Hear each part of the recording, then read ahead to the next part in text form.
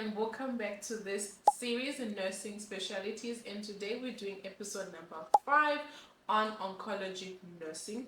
And today we'll be discovering what oncology nursing is, the type of patients that they work with, their roles and responsibility, and some of the tough aspects that come with being an oncology nurse.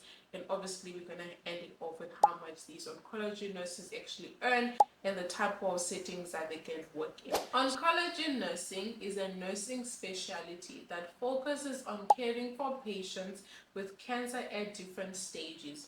These nurses offer emotional and psychological support. They provide treatment administration, symptom and pain management, and they also offer end-of-life and palliative care. So first off, what are the different types of cancers that these nurses can take care of? Got lymphomas, which is cancers that affect the lymphatic system, such as your Hodgkin and your non-Hodgkin lymphomas. Then you have your carcinomas, which is cancers that affect the skin or the organ linings, such as your breast linings, your lung linings, and also colorectal cancer. Then you also have leukemias, which is cancers of the blood and bone marrow, which is very common in children. And then you also have sarcomas, which is cancers in the bones, muscles, or connective tissues. And then you also have brain and CNS cancers, which is tumors in the brain or spinal cord, which can affect movement, speech, and cognition. As a result, each type of cancer has certain symptoms, and the treatment plan will depend on the type of cancer and also the type of patient that you're dealing with, and also how it affects their other chronic conditions that they might be living with. Oncology nurses work in a wide variety of setups depending on the type of cancer and the stage that this cancer is at. First off, we've got our inpatient oncology units. These are usually hospital-based wards where cancer patients stay for intensive treatment, symptom management, and sometimes post-surgical care. These nurses manage chemotherapy, blood transfusions, infections, pain control, and side effects. And these patients usually have a weakened immune system. As a result, infection control is of uttermost importance. Second type of setting is your chemotherapy infusion centers.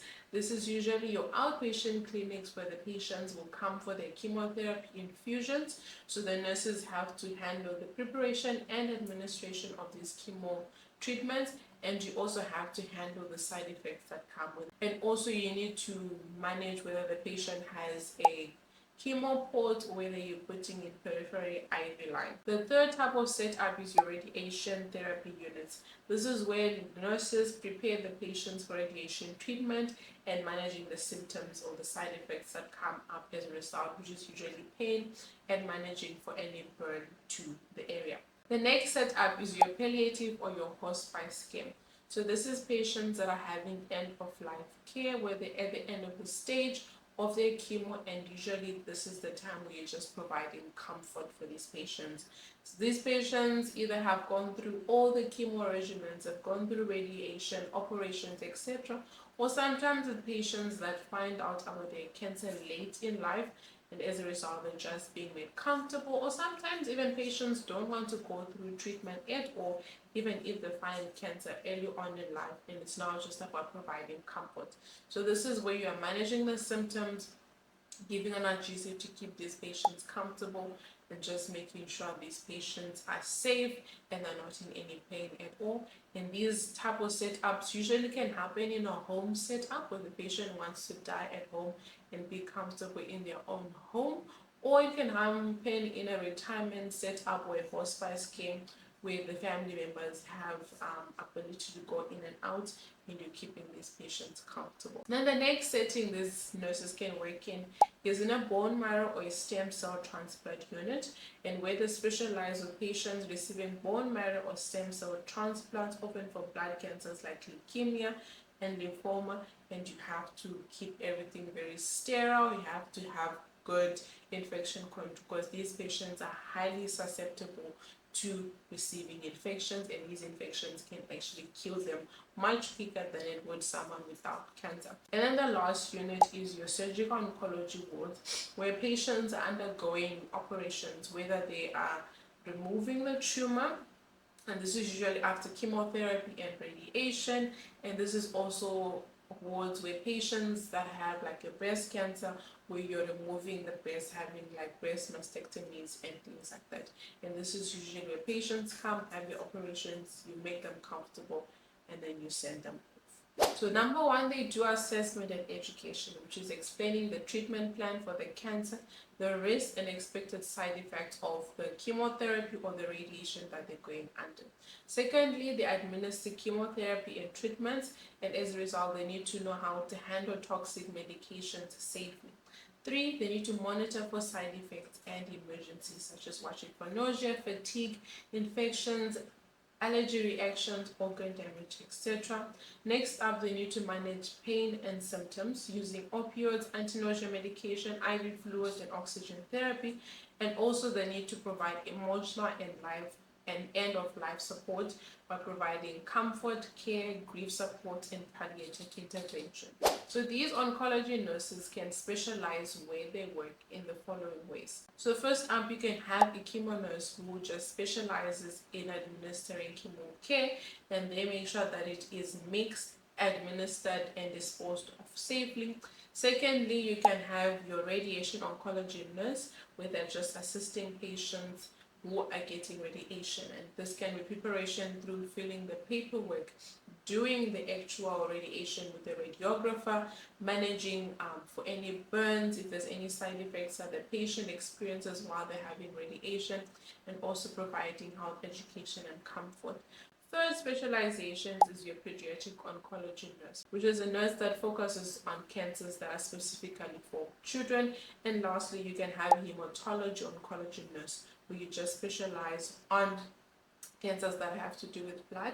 And I actually had a good experience at Skill in the hematology ward, and it was a day clinic, and actually got hands-on to see what these nurses go through compared to an oncology ward, which I've actually worked in. And the work that I'm involved in right now actually has some oncology patients, so I do have some understanding of how that works. Then I also had a brief experience with a foundation or a non-profit organization called Robin Trust, but majority of the patients were patients who are on palliative care, and we had to do home visits to see how these patients are doing. And as technically I was fulfilling a role of an oncologist / palliative care nurse, where you're going to see these patients, and you're seeing the family and how they're handling this diagnosis, and you're providing comfort.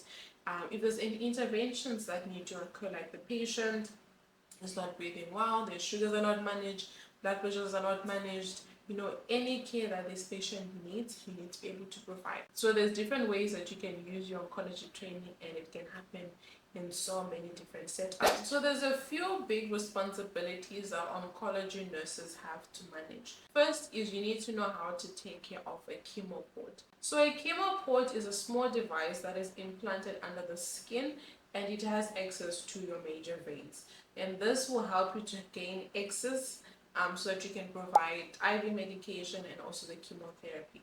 And this is for patients that are going to be having chemotherapy for extended periods of time, and you do not want to insert a peripheral IV line all the time, because chemotherapy burns the veins, and also if the patient is very dehydrated, it makes it very hard to gain access. As a result, a chemo port, there's a needle that gets into the device, and then you can provide your medication through it. And the big responsibility that comes with this is you need to check if the port is not infected. You also need to make sure that it hasn't moved, and also you need to make sure that it doesn't get blocked. Second thing that they need to manage is the safe handling of chemo medication. So chemo medication is very, very, very volatile, and also it is very dangerous. Anyone should not just be getting exposed to it. As a result, they need to know how to mix it, how to interact with this medication, how to give it to the patient, and also what side effects they need to be looking out for when you're giving this medication. And you also need to know about drug interactions that occur when you're getting these chemotherapy medications. Third thing is you need to know how to manage chemotherapy side effects. So as a nurse, you need to be keeping watch of these things, and you need to be able to assist your patient on how to deal with these side effects, and also discussing with your oncologist that you're working with, this is the side effects that the patient is experiencing. what can we do to assist the patient, because you need to make sure that this patient is as comfortable as possible. And then the last thing is obviously post-operative care. And post-operative care can be post-op after the insertion of the chemo port, or also post-op care after removal of tumors and mastectomies and things like that. There's a lot that is happening in these patients.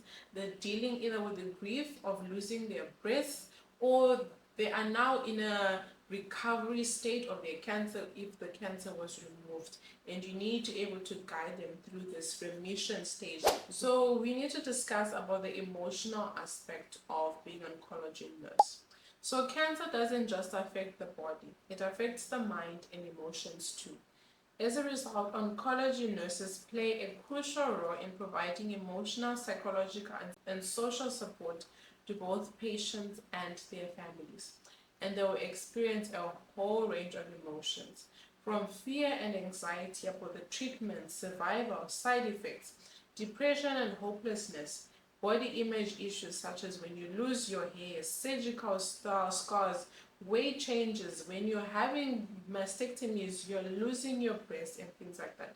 So how oncology nurses can help these patients is through active listening, providing hope and reassurance, encouraging support groups, and providing a listening ear for these patients. And as a result, a lot of oncology nurses can experience emotional burnout. So being an oncology nurse is an extremely difficult job, because you are literally working with patients in their most vulnerable state. So for you to determine whether oncology nursing is something that is for you, you have to determine whether you've got a good emotional intelligence. You also need to know whether you're able to deal with the emotional aspect of your job. Yes, all of nursing requires us to give of ourselves in some emotional aspect. Patients experiencing different things during their nursing journey. However, oncology is extremely difficult and it is extremely different, because this is patients that are dealing with a life or death situation, and you need to know how to comfort the patient and also the family members that come with them. You also have to deal with difficult conversations such as palliative care, where in some cases the patient and the family, they still have hope that they will get better, that things will be different. But then the prognosis of this patient's condition shows that there is nothing more that the doctors and the nurses can do for this patient. And you have to have these difficult conversations with family members, and they're not always willing to accept it on the first try. So you have to have these conversations on and on and on. So as a result, oncology is an extremely fulfilling role to be in, where you are seeing patients getting their first diagnosis, going through the treatment, and getting into the stage of remission, whereas other patients are getting the diagnosis and they're not making it. And you have to deal with people that are celebrating and those that are mourning the loss of their lives.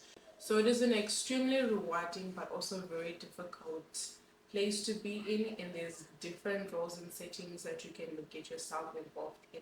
So comment down below and let me know if this would be something that you'd be interested in. It's definitely a fascinating role to be in. You're learning about these different cancers, how they affect the body, and then you're also learning about the different regimens that these patients would be on, whether they're having chemotherapy or they're having a radiation, or they're having a combination of both, and there are also surgeries involved. And it's fascinating how the oncology team gets to come up and create this treatment plan for this patient. So it's definitely interesting in that aspect, but also being fully aware of the emotional aspect that comes with this role. So if you haven't checked our last week's video where we were speaking about perioperative nursing and how to become a scrub nurse, you can check it over here. Until next week, Friday, 12 p.m. South African time. Have a nice one. Bye guys.